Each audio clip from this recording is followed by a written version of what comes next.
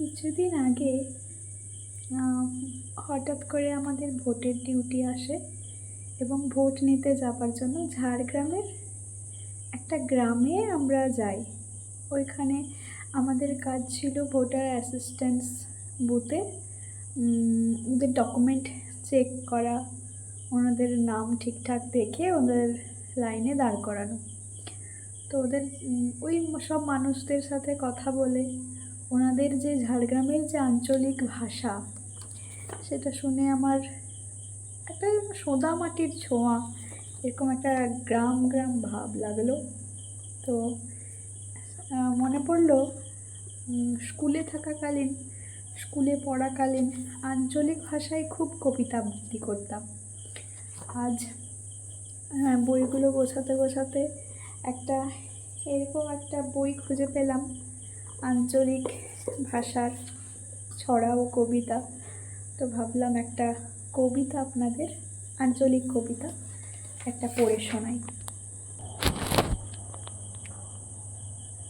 বাসুদেব মণ্ডল চট্টোপাধ্যায়ের ভারতবর্ষ। আমার বেটা সুধালেখ, হে বাপ, আমরা যে দেশে বাস করি সে দেশের নামটা কি? তো বেটাকে বললুম, দেশটার দুটো নাম আছে নুনু, বাংলা জানা লোকগুলানের তরে ভারতবর্ষ, আর যারা ইংরেজি জানে উহাদের ইন্ডিয়া। বেটা আমার করে ভাপে রইল, বুঝতে লাল্লক। বুঝাই দিলুম, তুই তোর মাকে কি বলিস না মা, কিন্তু ওরা মা ডাকে না, মাম্মি বলে। তুই যেমন মার ভাত খাইস ওই নুনে মাখে, ওরা তেমনি ঘি মাখা ফ্রাইড রাইস খায়।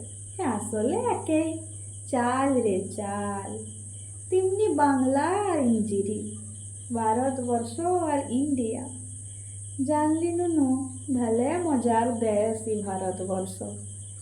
এখানে 33 কোটি দেব দেবী ঘুরে বলছে।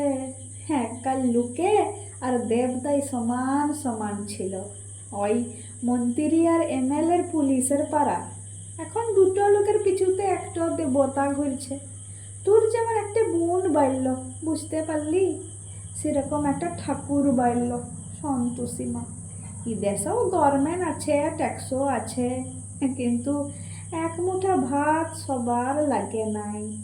দেদার ছিলামিয়া কাজ পাচ্ছে নাই, যন্তর বসেছে। আদাড়ে বাদাড়ে তাই ঠাকুর উঠছে। ভালোই বেটে। জানলি নুনু, খিদা বড় কঠিন জিনিস বাপ।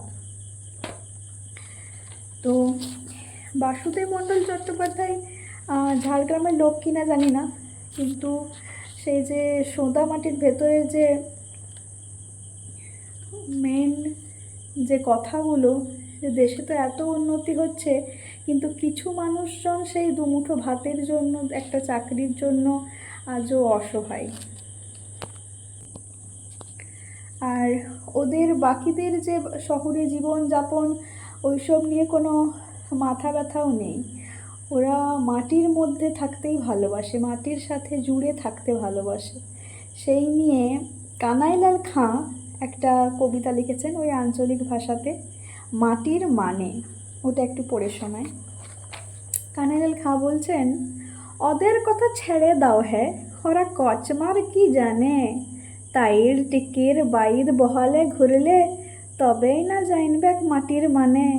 এই যে আমরা মাটিটাকে মায়ের পাড়া দেখি, ওই হন খাওয়াছে পড়াছে, পায়ে মাখছি মাটি, মাটিয়েই শুছি, হামা দিছি মাটির খাছি, মাটিরই পড়ছি, মাটির সঙ্গে মাটি হচ্ছি, তবে না সব হচ্ছে, মাটি হলো খাঁটি, বাকি সবেই মাটি।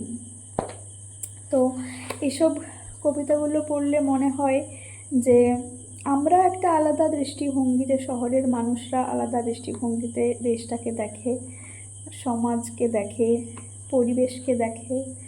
আর গ্রামের মানুষ, জঙ্গলমহলের মানুষ, মাটির মধ্যে বেড়ে ওঠা মানুষ, মাটির মানুষ, তারা সমাজ, দুনিয়া আর পরিবেশ, নেচার, জঙ্গল সব কিছুকে আলাদা রকমভাবে দেখে।